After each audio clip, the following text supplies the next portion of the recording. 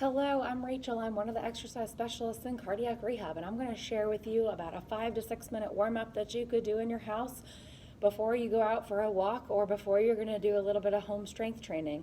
So here we go. We're just going to start with a little marching in place. Now, the purpose of a warm up is just to get your blood flowing so that you can get the most out of your exercise session. You don't want to just jump into it with cold muscles. Want to adequately warm up the body so the blood flow increases, your heart rate and breathing rate come up a little bit so that you're ready to get the most out of your workout. Let's take a few side steps here. We also want to add in the upper body a little bit, so we're going to make some punches forward. If you have any balance challenges, you might want to be doing this in front of a chair or in the back of a chair with a high back on it so that you could hold on. You could just do the lower body. Then you can always separate it out and just do a little upper body, seated or standing, but you could stand still and do this, just like I am here. Okay? Or you could add the feet in. Let's punch across.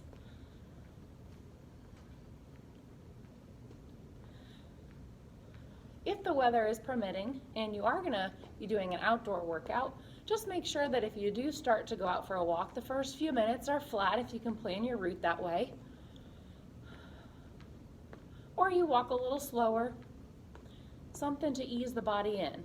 Again, transition from resting or just doing some light things around house to more of a planned, purposeful exercise routine.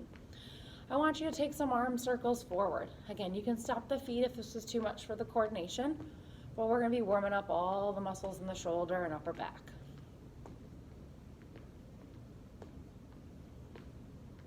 Let's take us to some little circles.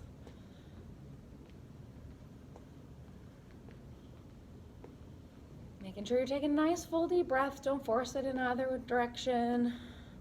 Let's take some backward circles, large, big ones to start.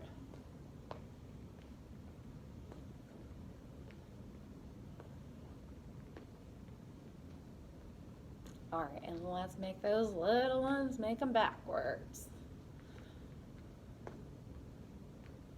You can do it at any pace. You see, I vary my pace a little bit depending on how my coordination feels.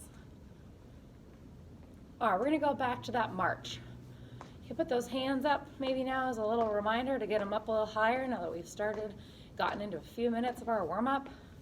Maybe you want to take it out wide. Again, making sure you're mindful of what your balance level is. Bring it back in.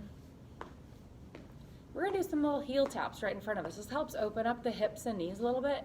If that is not good for your hips and knees, take it to a more modified version, maybe just slightly out, tap the knee. But if you have full range of motion in those hips, you can try to shoot for those heels, tapping each time you lift the foot.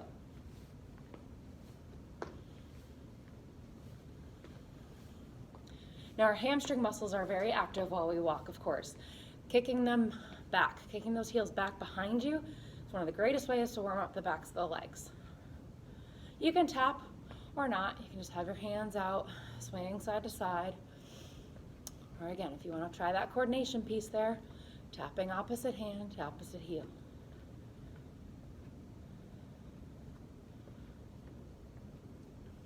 Great job, everyone. I'm going to walk you through a couple stretches. So let's take a shoulder stretch. Taking one arm straight across, hooking your hand under, cross. And in the beginning of your workout, if you are going to stretch first, you're just holding them, not super deep, not super long. The end of your workout is when you want to hold those stretches for a greater length of time. Again, when they are the warmest.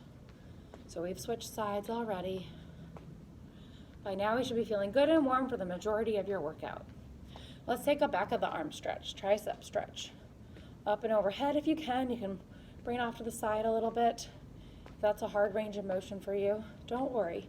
The hand doesn't have to touch the back. It could just be out here trying to lengthen that muscle as much as you can. Switch sides.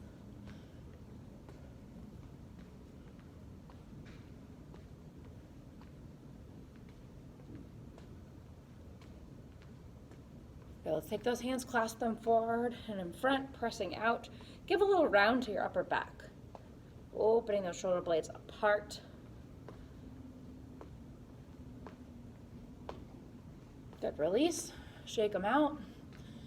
We're gonna bring them behind us. Clasp those hands behind you. Now you're pressing those shoulder blades together, pretending like you're squeezing a small object. Again, these can all be standing still.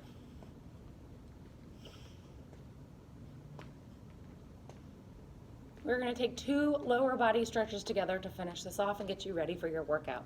I want you to take a calf stretch, so make sure you're bending your front knee. Your knee looks down, straight over your foot.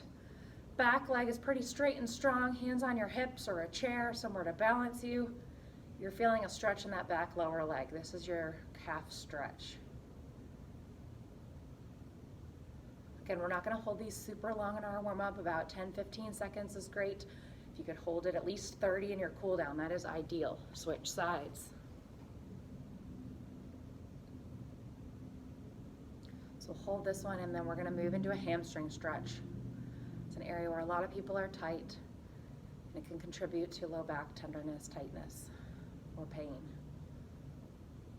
Good, let's move it in. So we're gonna use our legs to help us balance. We're gonna lean on one of our legs. You wanna be leaning on the one you are not trying to stretch. So you're gonna outstretch the other one, dig that heel down to the ground, point your toes towards you. That should activate that hamstring muscle. Good, little bend in that knee, always keeping those joints safe. Never locking a joint completely out. Good, switch sides. Now we should be feeling that warmth in us, ready to carry us through the rest of our exercise session, whether you're gonna get on a stationary bike or take a walk in your neighborhood or do a little strength training at home. That hamstring should be ready. So let's take a little low back stretch to end off here. You're gonna bend your knees, hands on your thighs, flatten your back down. If you're at all familiar with any little yoga poses, this is like your cat-cow pose.